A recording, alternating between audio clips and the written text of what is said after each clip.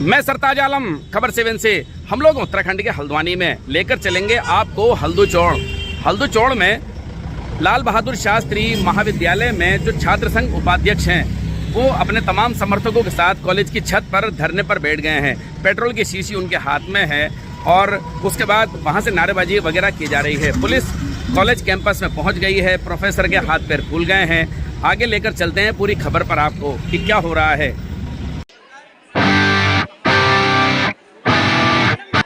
लालकुआ के निकट हल्दू चौड़ में स्थित लाल बहादुर शास्त्री महाविद्यालय में कुमाऊं विश्वविद्यालय व महाविद्यालय प्रशासन से नाराज छात्र नेता ने कॉलेज परिसर की छत में पेट्रोल व माचिस लेकर अपने साथियों के साथ प्रदर्शन करना शुरू कर दिया और आत्मदाह की चेतावनी भी दी, जिसके चलते परिसर में सनसनी फैल गई। पुलिस और स्टाफ सबके हाथ पैर फूल गए। बमुश्किल छात्र नेता को नीचे उतारकर महाविद्यालय प्रशासन से वार्ता कराई, तब जाकर कहीं युवाओं में आक्रोश खत्म हुआ। छात्र नेता सचिन फुलारा ABVP के छात्र संघ उपाध्यक्ष हैं। बताया गया कि कुमाऊं विश्वविद्यालय ने अप्रैल माह में परीक्षा परिणाम घोषित किया तथा 2 मई से स्नातक व स्नातकोत्तर की सम सेमेस्टर की परीक्षा आयोजित कर दी। इस दौरान निर्वाचन ड्यूटी पर गए अध्यापकों ने एक भी क्लास बच्चों की नहीं ली, जिसके चलते छात्रों ने मांग की कि उक्त परीक्षा की तिथि को आगे बढ़ाई जाए। इसके अलावा उन्होंने बताया कि लाल बहादुर शास्त्री महाविद्यालय में 1500 से अधिक छात्र छात्राएं अध्ययन करते हैं, जिसके मात्र 15 कमरे हैं। परिसर काफ़ी गंदा रहता है। उन्होंने कहा कि सिंगल फॉर्म में महाविद्यालय का नवनिर्मित भवन बनकर तैयार है। सभी छात्र छात्राएं उक्त परिसर में पढ़ना चाहते हैं, परंतु उक्त परिसर में लाल बहादुर शास्त्री महाविद्यालय का स्थानांतरण नहीं कर रहे हैं। उन्होंने आरोप लगाते हुए कहा कि कुमाऊं विश्वविद्यालय केवल डिग्री देने वाला महाविद्यालय बन गया है। पढ़ाई के नाम पर उक्त कुमाऊं विश्वविद्यालय कुछ भी नहीं कर रहा है। साथ ही उन्होंने क्षेत्र के विधायक व राज्य सरकार पर भी आरोप लगाया, वो उक्त समस्याओं पर कोई ध्यान नहीं दे रहे हैं। दूसरी तरफ कुमाऊं विश्वविद्यालय के कुलपति DS रावत ने बताया कि दिसंबर माह में ही डेट शीट जारी कर दी थी, जिसमें 30% का सिलेबस कम कर दिया गया था और अभी परीक्षा पीछे करने पर तमाम अन्य विश्वविद्यालय में प्रवेश लेने वाले छात्र छात्राओं को भारी दिक्कतों का सामना करना पड़ा। लिहाजा परीक्षा अपने निर्धारित समय पर ही होगी। इसके अलावा समर्थ पोर्टल में होने वाली दिक्कतों के लिए संबंधित छात्र स्वयं आकर भी मुझसे मिलकर समाधान कर सकते हैं।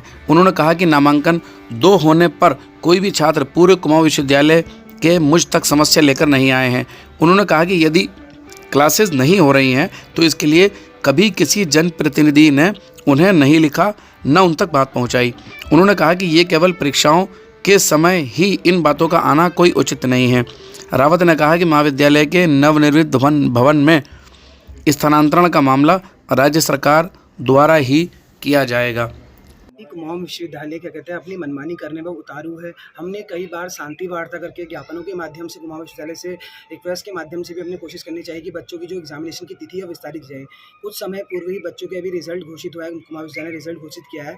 उसी के बाद महाविद्यालय कहते हैं तुरंत एग्जामिनेशन फॉर्म भरने की डेट आ गई और समर्थ पोर्टल जो क्या कहते हैं कुमाऊं विश्वविद्यालय का समर्थ पोर्टल है उसमें अनेकों परेशानियां आ रही है, लेकिन उनको सुनने वाला कोई नहीं है। मैं खुद MA का छात्र हूँ, मेरे 2 एनरोलमेंट नंबर हैं। BA में एनरोलमेंट नंबर 1 है, MA में अलग अलग एनरोलमेंट नंबर आ रहा है, वो भी समर्थ पोर्टल की गलती के कारण। मैंने अपने ज्ञापन के माध्यम से भी विश्वविद्यालय को सूचित करा, लेकिन उस पर कोई कार्रवाई नहीं हुई। कई बच्चों के 6-6, 7-7 सब्जेक्ट आ जा रहे हैं, कई बच्चों के सब्जेक्ट सेलेक्ट नहीं हो पा रहे हैं। इन सारी चीज़ों को दरकिनार करते हुए कुमाऊं विश्वविद्यालय अपनी मनमानी करने पर उतारू है। वो छात्र छात्राओं के हितों को कोई ध्यान नहीं कर रहा है और छात्र छात्राओं के हितों के साथ, भविष्य के साथ खिलवाड़ हो रहा है कहीं ना कहीं। सो हमारी बात सुनने को कोई तैयार नहीं है।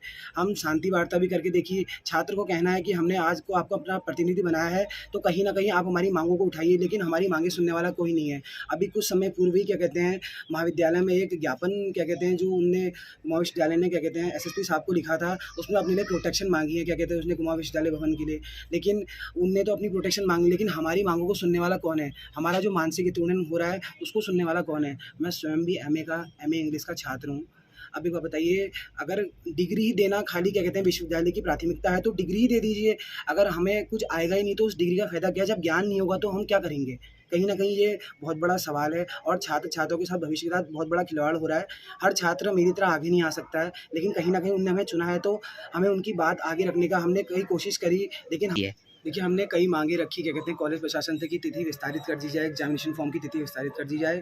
और हमने कहा, क्या कहते हैं, पहले बच्चों का क्लासेस कंडक्ट कराया जाए, उनका सिलेबस पूरा कराया जाए, कहीं न कहीं उन्हें कुछ समय दिया जाए कि वो अपना प्रिपरेशन कर पाएँ, उसके बाद एग्ज़ाम कराया जाए। लेकिन इस बात को भी, क्या कहते हैं, दरकिनार करते हुए वो अपनी मनमानी करने में उतारू हैं। और हमारे महाविद्यालय में कई प्रकार की स्वच्छता से रिलेटेड बहुत सारी दिक्कतें हैं, वॉशरूम साफ़ नहीं है। हमारा महाविद्यालय 15 से 20 कमरों में महाविद्यालय चलाया जा रहा है। इतने 16 से 17 1800 की स्ट्रेंथ है महाविद्यालय में, बच्चों को शिक्षा अच्छी से नहीं मिल पा रही है। दूसरा महाविद्यालय है, उसे स्थानांतरण नहीं कर रहे हैं, क्या कहते हैं, अभी ये हमारे विश्वविद्यालय को कहीं न कहीं इन सारी माँगों से बच्चे के भविष्य के साथ खिलवाड़ हो रहा है। इनने ये क्या कहते हैं, धंधा बना लिया है, शिक्षा को एक धंधा के रूप में बना दिया है। तो साथियों, आपको हमारी ये लाइव कवरेज कैसी लगी बताना ना भूलें। देखिए, कॉलेज का जो माहौल है वो शैक्षिक ही रहना चाहिए, लेकिन जो शिक्षा नीति है वहाँ पर भी अब बदलाव की ज़रूरत है कि जब सिलेबस ही पूरा नहीं हुआ तो फिर एग्ज़ाम के क्या मायने होते हैं, इस पर भी छात्र नेता आज यहाँ पर नाराज़ थे। उसके अलावा जो 15 कमरों की बात आ रही है कि 15 कमरों में ही महाविद्यालय चल रहा है, तो बच्चों को कई तरह की दिक्कत हो रही है। तो देखते हैं आगे क्या होगा, लेकिन आज पूरे दिन ये हंगामा होता रहा और इसमें बैठकों के दौर भी जारी रहे। खैर साथियों, मैं चलता हूँ। मैं आपका दोस्त, आपका भाई, मैं सरताज आलम, खबर 7 हल्द्वानी।